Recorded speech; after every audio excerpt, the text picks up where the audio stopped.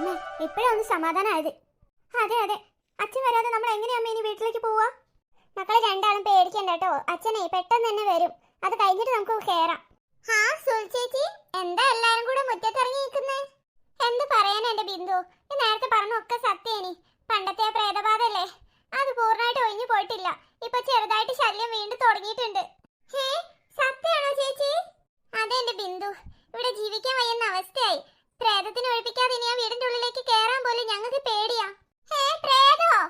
അമ്മേ, ഈ പ്രിയ ചേച്ചിക്ക് പാറൂലേ ഭയങ്കര പേടിയാ, പ്രേതം ഉണ്ട് പോലും.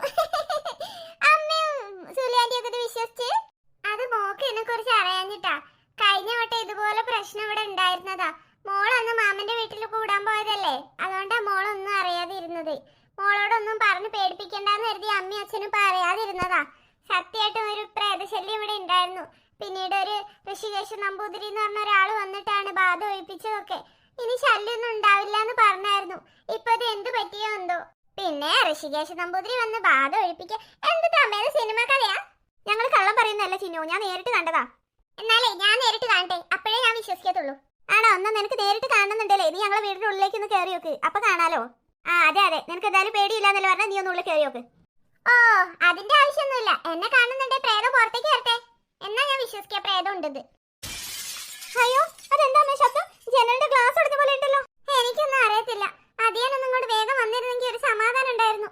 നിങ്ങളെന്നാ ഞങ്ങളുടെ കൂടെ വീട്ടിലേക്ക് വാ. ഇവിടെ ഇങ്ങനെ പുറത്ത് എത്ര നേരം വെച്ചാൽ നിൽക്കുക? നമുക്ക് എല്ലാവർക്കും ഞങ്ങളുടെ വീട്ടിൽ പോയി ഇരിക്കാം. അതുകൊണ്ട് എന്താ ആന്റി കാര്യം? ഞങ്ങളെ വീട് വരെ വരുന്ന പ്രേതത്തിനാണോ ആന്റിന്റെ വീടിന്റെ ഉള്ളിലേക്ക് കയറാൻ ബുദ്ധിമുട്ട്? അയ്യോ അയ്യോ അമ്മ, ഇതെന്താ ഇതെന്താ തനിയെ തീ കത്തുന്നേ അമ്മ? അയ്യോ എല്ലാരും ഓടിക്കോ, തീ പടരും. മഴ പെയ്തോണ്ട് മാത്രം നമ്മളെ രക്ഷപ്പെട്ടത്. അതെ അതെ, ഇല്ലെങ്കിൽ ആ തീയിൽ നമ്മൾ എല്ലാരും കൂടെ എന്ത് മരിച്ചേനെ. അല്ല അമ്മേ, കൊറേ നേരമായില്ലേ നമ്മൾ ഇവിടെ വന്നിട്ട്. നമ്മൾ ഇനി എപ്പോഴാ വീട്ടിൽ പോവാ? അതേ ഇരുട്ടാകാറായി. അച്ഛൻ വന്നിട്ട് പോയാ മതി, അല്ലാതെ ഞാനില്ല, എനിക്ക് പേടിയാ. അച്ഛനെ കാത്തിരിക്കാൻ തുടങ്ങിയിട്ട് എത്ര ടൈമായി? അതിയാൻ എന്താണാവോ വരാത്തെ? എന്തായാലും ആരെങ്കിലും വന്നിട്ട് പോയാ മതി, ഇല്ലാതെ അവിടെ ഇനി നിൽക്കാൻ വയ്യ. നമുക്ക് ഇവിടുന്ന് കളിക്കാം, നല്ല ഭംഗിയുള്ള സ്ഥലം അത്.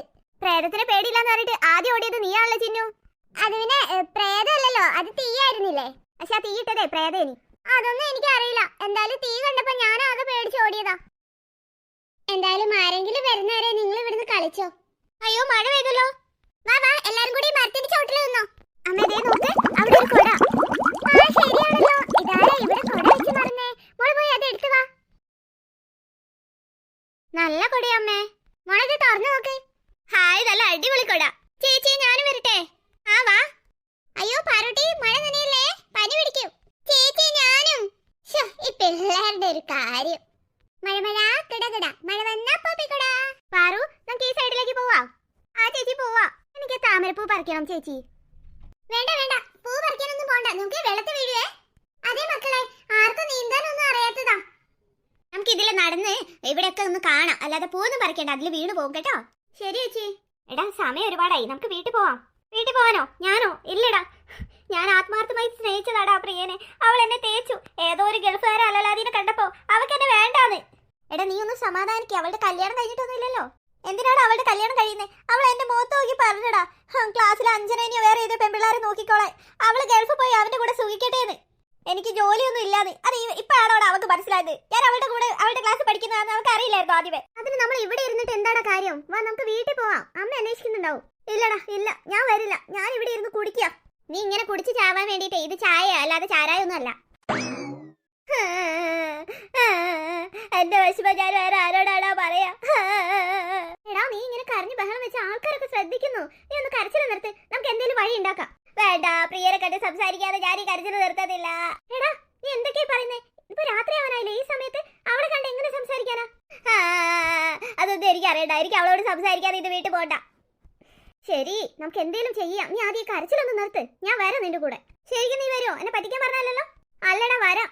നീ ആദ്യം പൈസ കൊടുക്ക് ചായന്റെ, എന്നിട്ട് വാ പോവാം നമുക്ക്. ഇപ്പൊ തന്നെ ഇരുട്ടായി. ആ ശരി. ഈശ്വരാ, നീ അവളുടെ വീട്ടിൽ പോയി ഇങ്ങോട്ട് അവളുടെ വീട്ടുകാരുടെ അടി വാങ്ങേണ്ടി വരുമല്ലോ. എടാ പോണെന്ന് നിർബന്ധമാണോ? എടാ നീ എനിക്ക് വാക്ക് തന്നല്ലേ, മര്യാദയ്ക്ക് വന്നോ.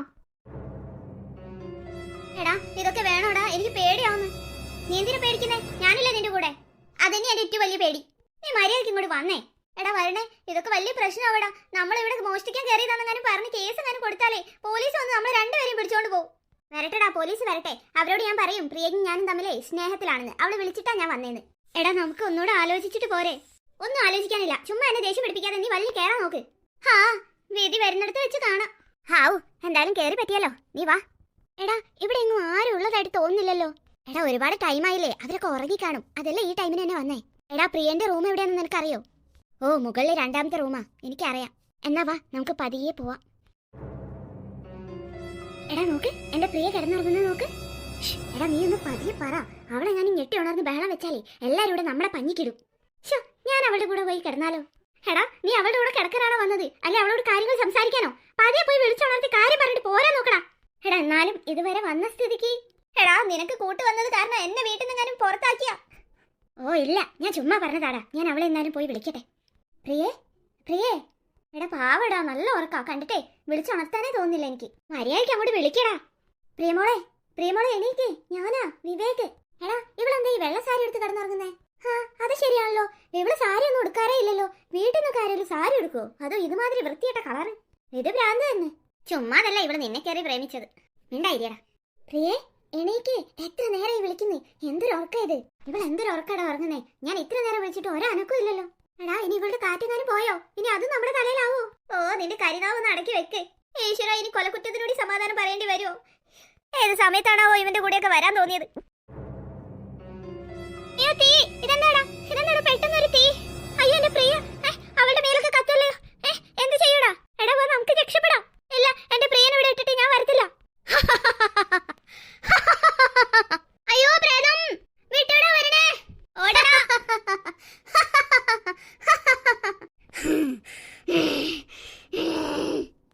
അയ്യോ എന്റെ ഈശ്വര, ഓടി ഓടി ഓടി ക്ഷീണിച്ച്. എന്റെ ഈശ്വര, ജീവൻ തിരിച്ചു കിട്ടിയല്ലോ, ഭാഗ്യം. എടാ നിന്നോട് ഞാൻ 1000 വട്ടം പറഞ്ഞില്ലേ അവളുടെ വീട്ടിൽ പോണ്ടാന്ന്. അത് പിന്നെ അവളെ കാണാതിരിക്കാൻ എനിക്ക് അപ്പൊ തോന്നിയില്ലടാ. പിന്നെ അവളെ കാണട്ടെ. എടാ അവളും അവളുടെ വീട്ടുകാരും അവളുടെ കുടുംബക്കാരും മുഴുവൻ പ്രേതങ്ങളാടാ. നീ രക്ഷപ്പെട്ടു എന്ന് വിചാരിച്ചോ? ഇല്ലെങ്കിൽ എല്ലാം കൂടെ നിന്നെ കൊന്നേനെ. എടാ അങ്ങനെയൊന്നും അല്ല, അവളുടെ അനിയത്തിനെ പോലെ ഉണ്ടായിരുന്നത് ആ പ്രേതം. ഓ നിനക്ക് ഇനിയും മതിയായിട്ടില്ലല്ലേ? ഒരു കാര്യം ചെയ്യേ, നീ എന്താന്ന് വെച്ചാ ചെയ്ത. നീ അവളുടെ വീട്ടിൽ പോവേ, അവളെ പ്രേമിക്കേ, അവളെ കല്യാണം കഴിക്കേ, അവളെ വീട്ടിൽ താമസിക്കേ, എന്താന്ന് വെച്ചാ. പക്ഷെ ദയവ് ചെയ്ത് നീ ഒരു സഹായത്തിനും എന്നെ വിളിക്കരുത്. എനിക്ക് കുറച്ചു കാലം കൂടെ ജീവിക്കണം എന്ന് അതിയായ ആഗ്രഹമുണ്ട്. എടാ നീ എന്റെ ഒരേ ഒരു ആത്മാർത്ഥ ഫ്രണ്ട് അല്ലേടാ?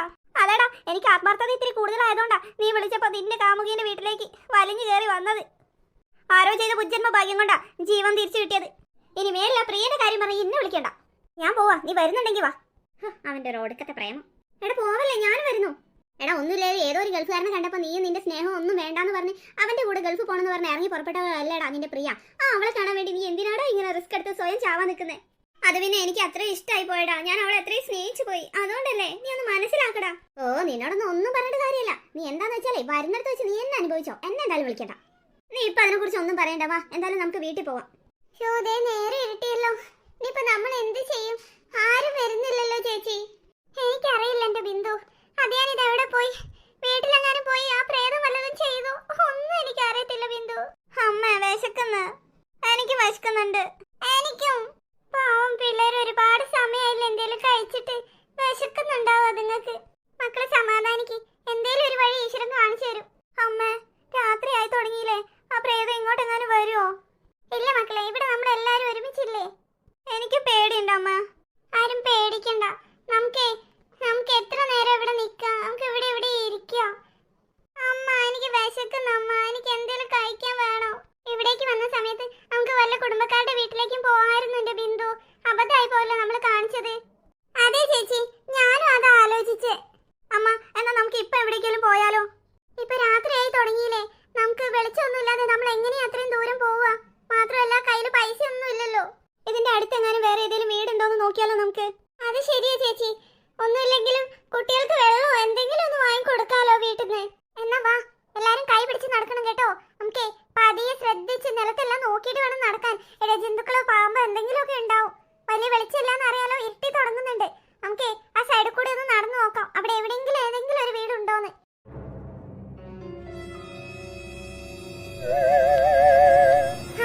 രക്ഷപ്പെട്ടു. ബിന്ദു നീ ഇങ്ങോട്ട് നോക്ക്. ഇതൊരു ബംഗ്ലാവ് പോലെ ഉണ്ടല്ലോ ചേച്ചി. ആ വീട്ടിൽ ലൈറ്റും ഉണ്ട്. നമ്മൾ ഇത്രയും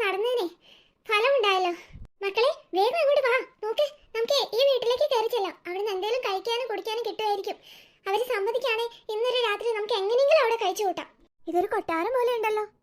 നന്നായി ഇരുട്ടായി, നിങ്ങൾ പെട്ടെന്ന് നടക്ക്, നമുക്ക് അങ്ങോട്ട് പോവാം. വാ വേഗം പോവാ, ദാഹിച്ചിട്ട് വയ്യ.